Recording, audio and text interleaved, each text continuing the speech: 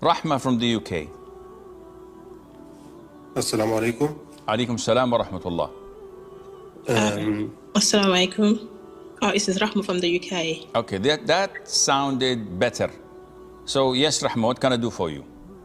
Assalamu alaikum wa rahmatullahi wa barakatuh. So, I'm asking this question on behalf of a sister.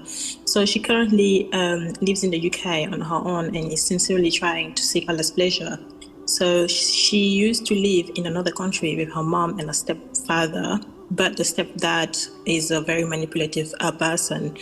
So he would constantly create problems between mom and daughter over the time. So he has also caused serious division within the mom's family. And because of this, the sister feels hurt, deeply disappointed by her mom, especially for not protecting her during those difficult times. Despite these pains, she still tries her best to remain dutiful, knowing how important the right the parents are in Islam.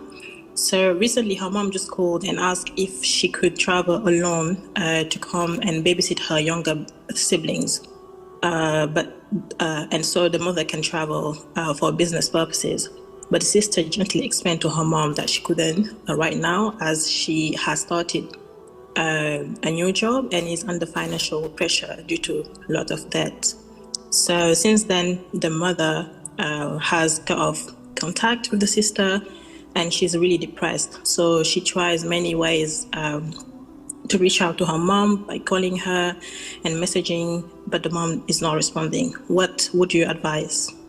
There is no other options at the moment for her than to continue to try to call her every couple of days, every week or so, sending her text messages, softening her heart until she finds a way to travel to that country with a mahram. If she does not have a mahram, she must not travel, even if her mother does not speak to her until the Day of Judgment. Her mother is the one who's going to suffer and be accountable for severing the ties of kinship, not her. She did everything by the book, and Allah is pleased with her. Allah Azza wa Jal is angry upon her mom for what she's doing.